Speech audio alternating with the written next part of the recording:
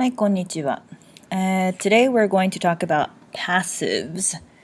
We've seen passives in class here and there this semester. For example, in the reading Natsu ga kita, we have examples of passives here in 夏の間、全国各地で花火大会が行われます。or 約2万発の花火が打ち上げられました。Here we have another one. すでに2万人以上が熱中症で病院に運ばれました。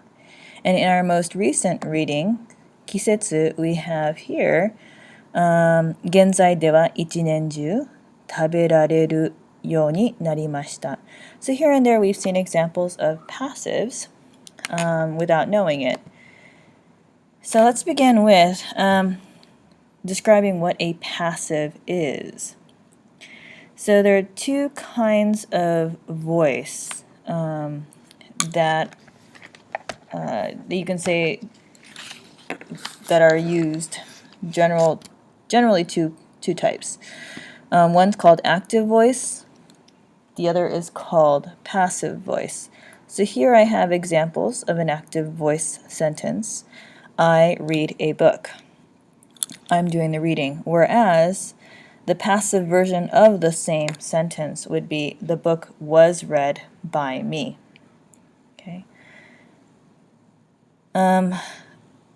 Constructing the passive voice in Japanese requires knowledge of verbs and the classes that there are. Remember, there are class 1, class 2, and class 3 verbs. Now, class 1 are also known as godan verbs. Class 2 is also known as ichidan verbs. And class 3 are the irregular. And there are only two class 2s, suru and kuru.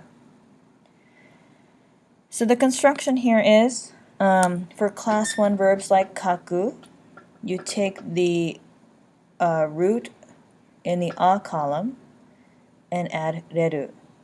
So we have kaku becomes kakareru.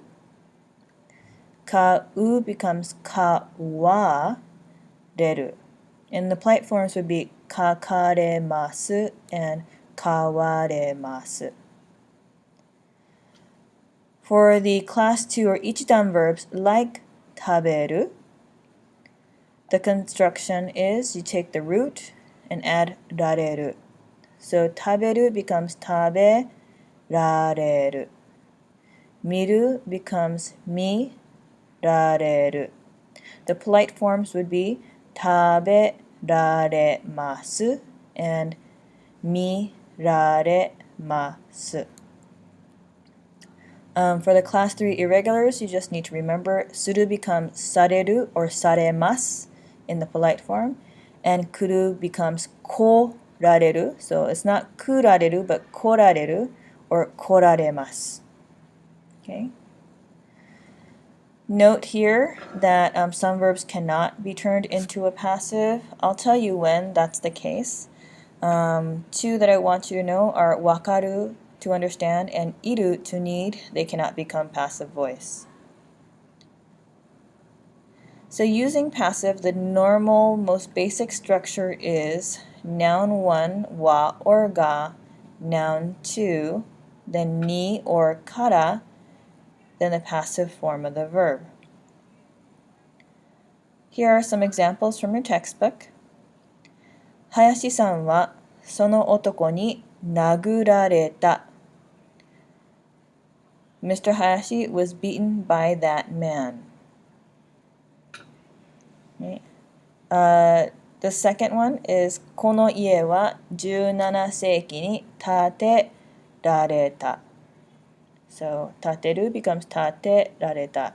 This house was built in the 17th century.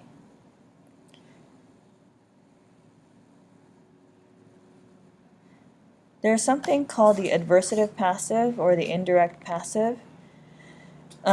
This is commonly used in Japanese. It's when something happened to a person and that person was adversely affected or was upset by it. For example, here we have 私は泥棒にステレオを取られました. Literally, I was taken the stereo by a thief. So a thief took my stereo, but by putting it in passive voice and making it 私は泥棒に, and 泥棒 is the thief, にステレオを取られました. This passive voice construction says, the stereo was taken by a thief and I'm really upset. So it has that emotional element to it. In this second example, 母に日記を読まれました. So my diary, my nikki, was read by my mom.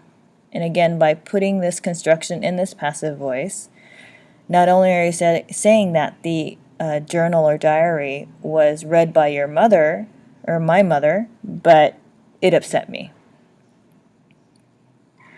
Here we have rain.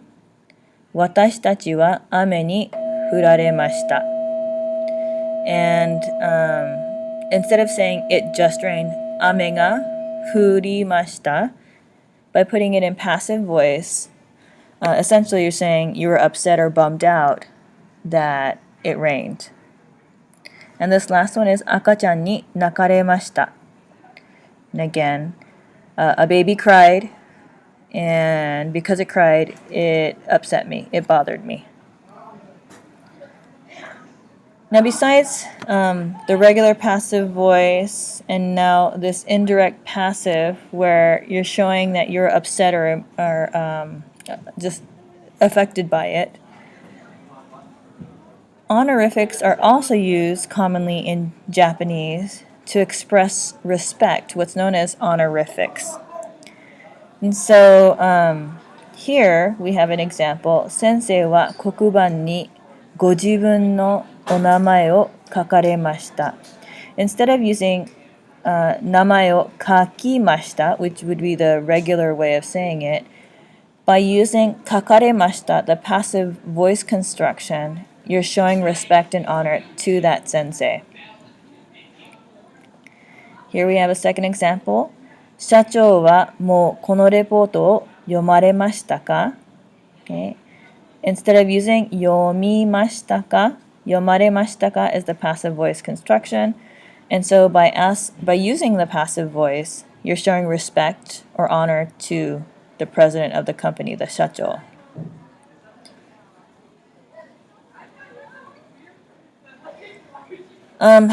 You may have learned before the potential form. Class 2 verbs like taberu and miru and okiru, when you want to say can eat, can see, can wake up, you construct it in the same way using rareru. So just a note that it can be ambiguous. And here I have some examples from the textbook. Yokoi sensei wa tempura o taberare mashita.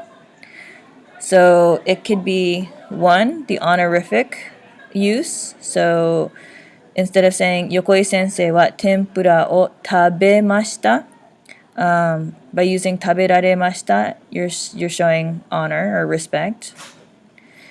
It can also be the passive voice. So her tempura was eaten by somebody, right? And she was affected by it. I would be too if my tempura was eaten. And lastly is the potential, because to eat is a class 2. Professor Yokoi could eat tempura or had the ability to eat tempura. Okay? So definitely just be aware that for class 2 verbs like miru, taberu, okiru, the potential form, the can, do, whatever, is also constructed in the same exact way.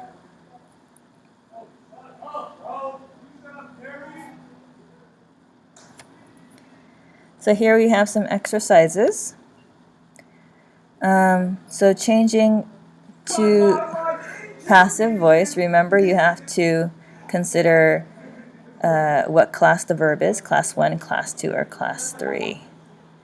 So 歌う is a class 1 verb.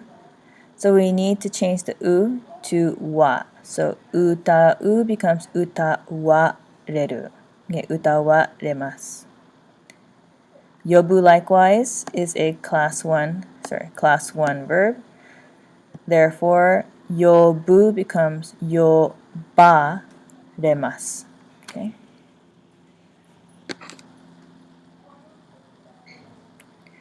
信じている is a class 2.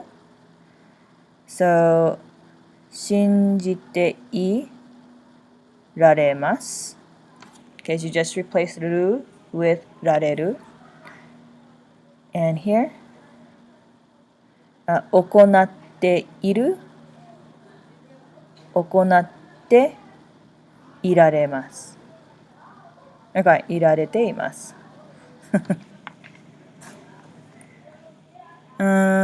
Here we have sentences for you to practice with. 田中さんは山本さんを騙しました。騙しました。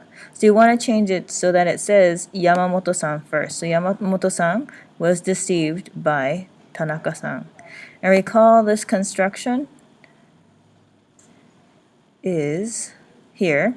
So first noun wa or ga, second noun ni or kara, then the passive voice or passive form of the verb. So going back to Yamashita-san. Sorry, ごめんなさい。Yamamoto-san. So Yamamoto-san は田中さんに騙されました。Okay, so 騙す is the original verb, class 1. 騙されました. So class 1 construction. Here we have 金田さんは私をデートに誘いました。I was invited on a date by 金田さん is what we want to change it to. So beginning with 私は金田さんにデートに誘 Now because 誘い is originally 誘う class 1 verb 誘われました. Okay, so that was just a simple introduction to the passive form of verbs. Again, it's in your textbook beginning on page 270, and we'll also do more practice in class. That is all for now. Bye.